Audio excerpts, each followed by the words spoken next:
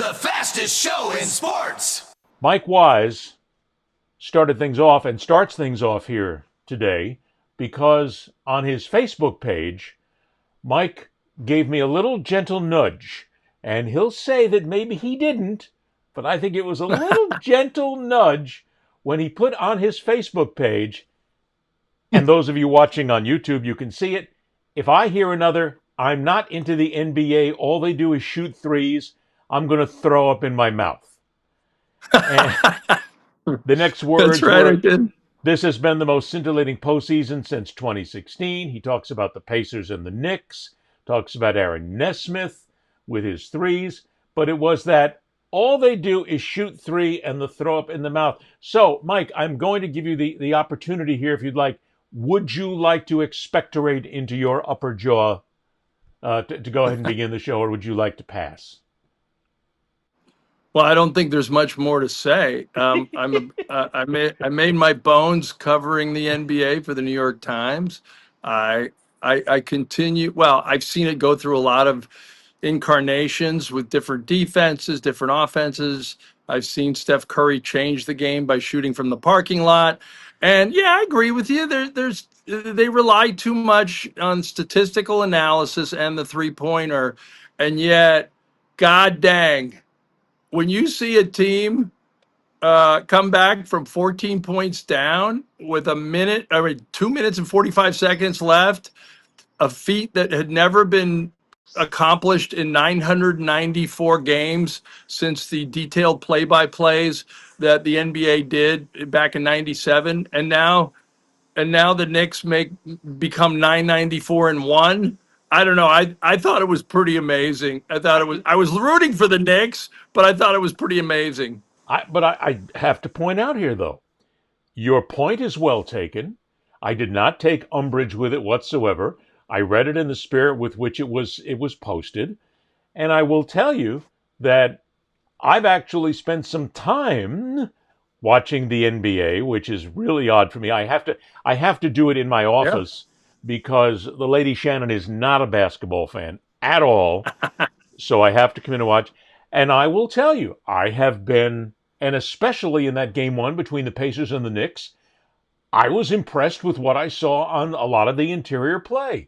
I honestly was. Sure, they had the three-pointers there, but a lot of it harkened back to the basketball that I knew and that I really enjoyed, which was a lot of the physical play. So, it's one of those great arguments, Mike. I mean, I get the whole thing about threes. It's an exciting play. You're down by one, you're down by two, pop, you bang one from the outside, and everybody wakes up and the crowd goes nuts or the crowd goes angry, whatever it is. But to me, it just seemed like it was being too much relied upon at a time. And now it goes to the WNBA, which we'll get into in a couple of minutes here. But I was actually into it. I was into the game and enjoyed it. And I'm never going to take away what the Pacers did. I mean, my goodness. I mean, that was an amazing run that they put together.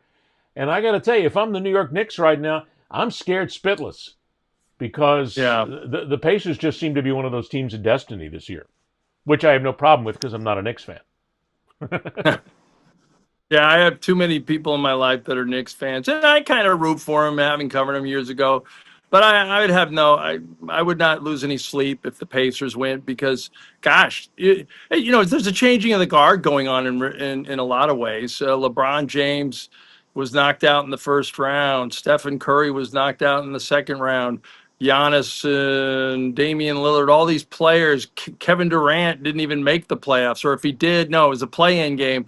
Like all these stars of yore have been kind of like they've almost passed the torch to the Tyrese Halliburtons and the Jalen Brunsons, and in the West, Stephen Shea Gilgis Alexander and Anthony Edwards in Minnesota. Like there's just a new um, a new jack player coming into the NBA now that's fun to watch and can do some amazing things. And so I think it's sort of the coronation, or if not coronation, at least a confirmation that these guys have arrived and they're going to be around for a long time. And and the league will be in good shape if Then, they stop shooting threes. if But on that side, then, is it not fair to say that it's really a good thing for LeBron James to be out? People are talking in the season, we need LeBron James in the finals. We need him in the playoffs because he is LeBron Yeah. James. He is one of the greatest of all time. I think the best thing that could have happened to the NBA this season is exactly what you said. No LeBron James. Some of these older stars are out, gone. We are sitting here talking about guys like Halliburton and so many others whom you never hear on a national stage whatsoever. This could be indeed the changing of the guard and also a new era for the NBA here for some of these younger players. And maybe some of these younger players will be more physical now. So we could be looking at a time, and your son on this, I'm glad LeBron James isn't there. We don't need him. The NBA really is at a point right now, Mike, where they don't need LeBron James. If LeBron James retired tomorrow, the game will be just as good. The ratings will be just as good. Nobody will be that upset because, frankly, they're tired of his bullshit sometimes, and they're also tired of his flailing about when it comes to hard fouls and what a lot of people see as his whining. That's my take on Well, LeBron. I look, make no doubt about it. Make no mistake. If the Lakers were playing right now in the Western Conference Finals with Luka Doncic and LeBron James and the whole glitterati of Sure. Laker Nation, the ratings would be off the chart. It would be one of the biggest stories in sports because he's 41 years old. I don't think he's going to play anywhere past next year. I think next year it will be his final year, only because he will have broken no, not Kareem Abdul-Jabbar's record, Vince Carter's record for consecutive NBA seasons, which would be like for LeBron would be like 23 or 24, and I think it'll be also his, depending on whether the Lakers retool or not, it might be his last go round at even contending for a title. But either way, you're right. I mean, it won't be It's as time to move on. yeah, but it won't be as oh gosh, what do I want to say? It won't be as traumatic for the NBA as it No, was not when at all. Jordan retired the second time in '98, because then you were left with the San Antonio Spurs, who nobody cared about then, and was a really boring team led by a boring player, and didn't become beloved until a few championships in, and the Knicks of Latrell Sprewell and Marcus Camby, and Sprewell was sort of a pariah in many ways because he choked his coach a year earlier. And so the NBA was sort of fighting for ratings for a few years before Shaq and Kobe came along and did some and really changed the thing. But so yeah, I think it is good. I think it's good for the young bloods. I think it's.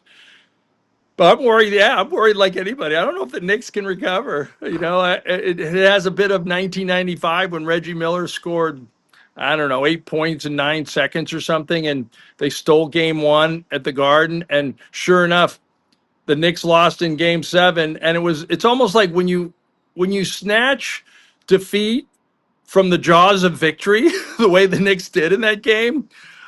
That's when you almost have to win 5 games to win the series, because you've already unofficially won one and lost it. And so I don't know. I will say this. I'm not going to make any bold predictions, but I Oh, will here say it this. comes. I Look out. think Weiss is going to get on the prediction train here. He's heading for the gambling run right now. so. I was in in '94. I had been hired by the New York Times, but while I was interviewing, it was the best time to be in New York, because the Rangers were in the Stanley Cup the week I was interviewing at the New York Times. The Knicks were in the NBA Finals. Um, and then I covered the '97 team that should have gone to the NBA, or should at least played the Bulls in the Eastern Conference Finals, until they got thrown out because they left the bench against the Heat and blew that series. And then '99 when they went to the finals. I think this team is mentally tougher than any of those Ewing-led teams. I believe this team is mentally tougher, and it's Jalen Brunson. He just has a will of somebody. He wills that team in many ways. And I think if there's ever a team that could overcome that collapse and win a series like this, it would be the Knicks. It would be this Knicks team, not another Knicks team. But I just do want to point out, and I want to go back to something you said a couple of minutes ago, where you talked about Reggie Miller.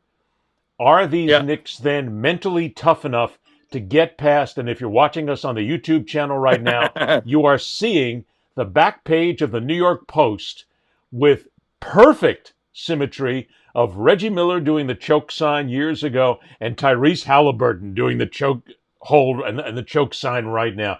I mean, it's beautiful in New York, first of all, because this is the kind of stuff that you absolutely anticipate from the Post and the News, especially the Post.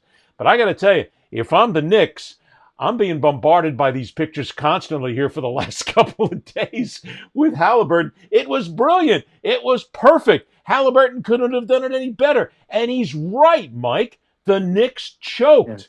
And I don't know if this is a team that is mentally tough enough to get past the fact that they choked. I'm just not sure they have it. I don't see where. You might be right, but I'm going to say I'm going to say they do recover, and I'm going to say they started by well. If people listen to this after Game 2 tonight, fine. But I think the Knicks win that Oh, they're series, and fine. then I think they take one game. I think they take one game in Indiana. If they lose tonight, you're right, it's over. But I don't, by the way, Tyrese Halliburton, and he was fun to watch. I even like him better. Like Reggie Miller was just a stone cold killer. He could be glib, he could be gregarious, but down deep, he didn't just want to beat you. He wanted to disembowel you. Tyrese Halliburton's just a fun basketball player, and he almost even when they said, "Hey, we saw you give him the choke sign," he goes, "Yeah, I thought that was a three, and I won the game. And if I'd known it was going to bounce in, my foot was on the line, I would have waited till after the game we won." But at any rate, he just has a self awareness and something about him that I don't know. I really is competitiveness. It's amazing that the Sacramento Kings could have had him and they traded him and he was drafted by someone else. Like the idea that you would give up this guy in any way, shape, or form when you see him perform now is just, it reminds you of how the draft and these GMs, God bless them, are just grasping like we all are to figure out whether a player is going to be good or not. I mean, you think 6 players, were drafted before Stephen Curry.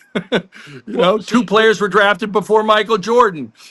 that's the point of the NBA right now. I do believe that we're in a changing phase right now of the sport where you're right. Everybody is desperate to try and find the right mix, if you will, to get in the playoffs and to be there right now. It is more than ever before in Yeah. the NBA. We got to win right now, just like it is in the National Hockey League, just like it is in Yep. baseball. I mean, what do we got? 4 or 5 managers already fired in baseball this season? It's the same thing in the Yes. NFL as well. Owners aren't willing to spend ridiculous amounts of money. And in the NBA, they spend stupid amounts of money for some of these players to spend them and then not get an immediate return. You got to do it in 2 seasons. So if you don't see it, okay, the mix isn't right. Halliburton may not have been a bad guy, but he just didn't fit with what they wanted to do. They sent him to the Pacers. He fits. And I also think we're Yeah, looking but at it. they weren't paying him that much money then, and he if you would, Yeah, but he didn't I mean, it's the work. classic thing where if you develop a player, but you're right, it's a different mix. Who knows if he gels with the team? But but you see that as a fan, and you go, "Oh my God, we gave up on that guy. We just could have waited for a year for him to mature." Yeah, but wait a minute. It's Wait a minute. You and I have been around long enough to know this, though. Sometimes the mix just doesn't happen. I mean, you can be a very talented player agreed. at any sport, but if you don't get along with the coach, the assistant coach, the trainer, the manager, the star player, the backup players, Yeah. the marketing people, the owner, whatever it is, if that gel doesn't come together perfectly, you got to go. And it used to be a Yep. time when they would And let him and sit I for feel 2 or that 3 way. seasons. You're right. Now you can't take that responsibility anymore. I'm spending too much money here. We got to win now. So you got to get rid of him, and that's exactly what happened to Halliburton. You got to get rid of him Well, because I because feel he like, fit. and I feel like you embody that strategy more than anybody because where's Kevin Winter today? No, Kevin he didn't Winter fit told me with that he Mike was Wise, not did going to he? appear with you because he didn't want to hurt you anymore with the gambling side of things, and he didn't want to give you any more bad picks. You got a couple of good ones. He was afraid desperately of giving you a bad pick today. That, and he Yes. still has yet to buy a decent Hawaiian shirt. I do think we are working at a different type of NBA that we're moving towards right now. Older players moving out. I tend to think that the younger players coming in right now, and a lot of European influence as well, they're not as rankly stupid as some of the young players have been before when they come into the NBA doing stupid things, doing a lot of the social media idiocy, doing a lot of the nonsense that they have pushed out there. I think they're more focused on the game itself right now and the fun and the money they're making right now to be overly concerned about all the other bullshit out there and anything else. I think the NBA is moving into a much better phase right now. Yeah, I don't know. It's a tough one.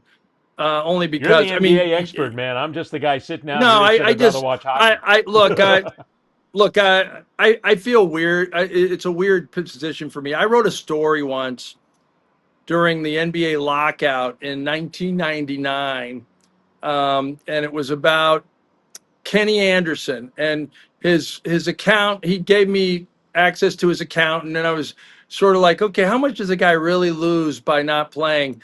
And Kenny had a quote that said like, hey, I might have to give away one of my 7 cars. And it was kind of a throwaway funny line, but everybody took it as serious. And Kenny looked like the biggest prima donna. It was like it was a big enough story that it went, if you could say something went viral in 99, like there were people at the league office who, even though they knew it swayed the lockout in their favor, that quote and that story, they were upset at me because they felt like I made the young black kid from Queens look dumb and uneducated in that story. And I always felt bad about that because Kenny was anything but. And I think I did a mea culpa later when I went to see his. He gave out some turkeys over Thanksgiving in Queens and left Rack City. But at any rate, I sort of like I Boy, changed. did you just kick into my mind here? Really old time growing up in New York, how every time coming into the city, you would pass those ridiculously boring red buildings of Left Frac City. And as a kid, I always used Left to go, Rack City, baby. what the hell is Left Frac City? Oh, it's named after Left Frac. Okay. God, it's a Yeah, terrible yeah. place to live. But Anyway, go ahead. at any rate, so I hate playing into the dumb African American athlete stereotype. But dumb kids, clearly there's some knuckleheads that that have realized either through their agent or otherwise that it's not good to post stupid stuff on social media, and everybody's so, but the flip side of that is everybody's so overmanaged now by their team that it's unless you create your own access and have develop a relationship with these guys, it's almost impossible to actually find out who they are. And Well, so at from a any rate, media standpoint, we've basically been boxed out anymore because even the players now and the organizations realize that letting some of these knuckleheads, as you called them, in a perfect phrase for it as well, talk to the press is a losing proposition in so many ways. yeah. And also with Or regard to the you social get somebody media, that you get somebody who's going to write a favorable story. It goes on and on. But at any rate, yeah, I mean, putting a bow on it, the the European player has added a lot to the league. I think the European The player has fact that a added lot of these to the stability, league. but also a lot. Also, if you went down the rosters, I mean, there might be at least half the league or more has a former kid has a former player's kid on the roster now. Those kids always, Right. they all came up through the system. What the story that people aren't writing, and that actually I should write at some point if I get off my lazy ass here in Panama, is um, is the thing that was the lifeblood of the NBA was the African American player, the black player from the hood for many years. That player coming out of the made the NBA. Whoever that player was, that player made the NBA. That player now Not anymore. cannot afford a personal trainer in the offseason, or is not, if he doesn't get hooked up with the right AAU team and he's not sort of in this circle of talent. Oh my God, those kids are getting priced out of the NBA, a lot of But them. even with a And lot of the so, guidance that they're getting these days, I think these players from a younger age who want to become NBA players at the AAU level and at the college level, I think they're understanding what the landscape is these days. They're watching it. They've been watching the knuckleheads, the idiots, and the morons make these yeah, ridiculous mistakes on social media, do these stupid things when it comes down to physical assaults, sexual assaults, verbal assaults, whatever it is. And I think they're smarter now. They're understanding that, yeah. look, it's a game. I'm getting paid millions of dollars. Shut the mouth and just play the game. Hey, don't do anything stupid on social media because I can be exposed and I lose everything. And I think they've got the management on top of them now. They've got the team on top of them now, protecting their investment. And I think that makes for a better player, a player who is more focused on the game itself than all the bullshit that goes on the other side of the court. Sure. I'll buy into that. That's all, folks.